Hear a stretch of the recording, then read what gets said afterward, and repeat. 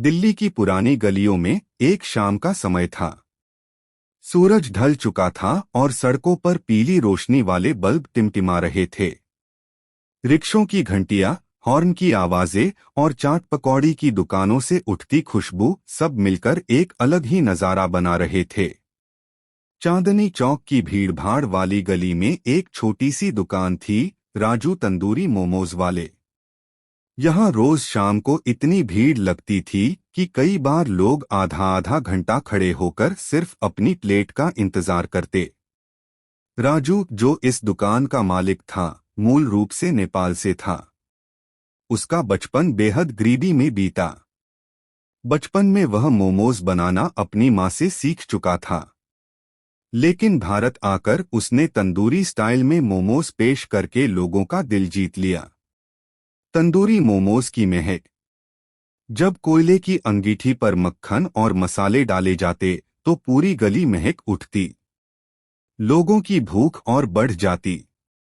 गर्मागर्म मोमोज जब चटपटी हरी चटनी और मलाईदार लाल चटनी के साथ परोसे जाते तो हर ग्राहक की जुबान पर बस एक ही बात होती, वाह, क्या स्वाद है। कहानी की शुरुआत। राजू की दुकान पर अक्सर अलग अलग तरह के लोग आते, कॉलेज के स्टूडेंट्स, ऑफिस से लौटते लोग और परिवार वाले। लेकिन एक दिन वहां एक लड़की आई, आयशा। वह पहली बार मोमोज खा रही थी।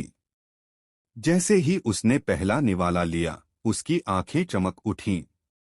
आयशा बोली, राजू भाई, ये तो कमाल के बने हैं। आपने इसमें ऐसा क्या डाला है कि स्वाद ही बदल गया। राजू मुस्कुराया और बोला, दीदी, ये राज है। मसाले तो सबके पास होते हैं, लेकिन हाथ का स्वाद और दिल से पकाना ही असली तंदूरी मोमोज का मजा देता है। भीड़ और लोकप्रियता। धीरे धीरे आयशा की आदत हो गई। वह हफ्ते में 2-3 बार दोस्तों के साथ वहीं आने लगी। इंस्टाग्राम पर उसने राजू की दुकान की तस्वीरें डालीं और लिखा, दिल्ली की सबसे बेहतरीन तंदूरी मोमोज यहाँ मिलते हैं। कुछ ही महीनों में यह दुकान सोशल मीडिया पर मशहूर हो गई। लोग दूर दूर से यहाँ आने लगे। कई बार तो दुकान के बाहर इतनी लंबी लाइन लगती कि पुलिस वाले भी ट्रैफिक कंट्रोल करने आ जाते। संघर्ष और सपने।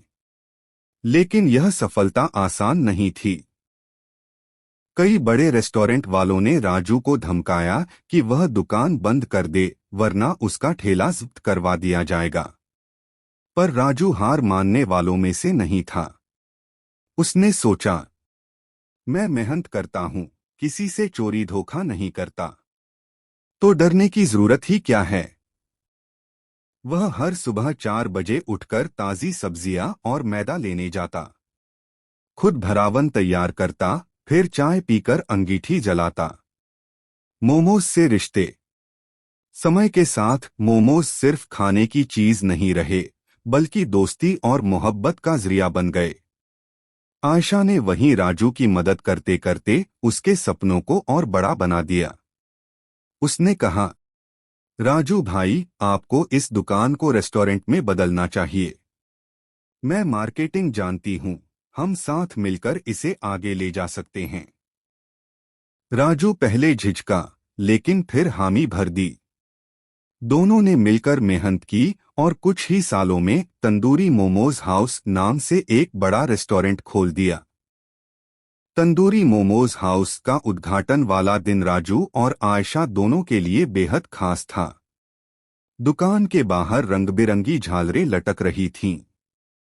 फूलों की माला और रोशनी से सजी दुकान दूर से ही चमक रही थी। पहले दिन ही भीड़ का आलम यह था कि सैकड़ों लोग खाने के लिए लाइन में लगे हुए थे। राजू खुद किचन में खड़ा होकर मोमोज बना रहा था और आयशा ग्राहकों से मुस्कुरा मुस्कुराकर बातें कर रही थी।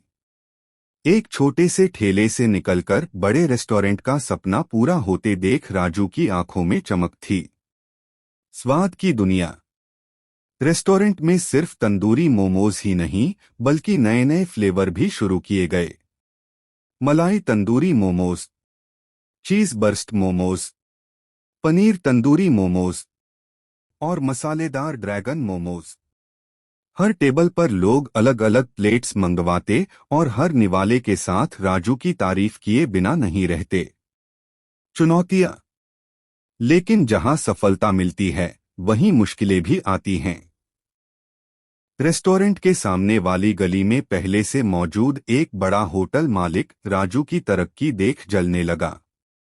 उसने अफवाह फैलाना शुरू कर दिया कि राजू मोमोज में सस्ते तेल और मिलावटी मसाले डालता है। कुछ ग्राहकों ने संदेह किया, लेकिन आयशा ने तुरंत सोशल मीडिया पर लाइव वीडियो बनाकर किचन दिखाया। ताज़ी सब्जियां, साफ सुथरा आटा और राजू का ईमानदारी से काम करना, सब कुछ कैमरे में साफ दिखाई दे गया। लोग और भी ज्यादा भरोसे के साथ आने लगे। रिश्तों की मिठास। रेस्टोरेंट की व्यस्तता के बीच राजू और आयशा की दोस्ती और गहरी हो गई। आयशा हमेशा कहती, राजू भाई, आपने मुझे सिखाया कि मेहनत और सच्चाई से किया काम कभी हारता नहीं। राजू हंसकर जवाब देता, और आपने मुझे सिखाया कि सपनों को बड़ा कैसे बनाया जाता है। भीड़ और नाम। कुछ ही महीनों में तंदूरी मोमोज हाउस दिल्ली का चर्चित नाम बन गया।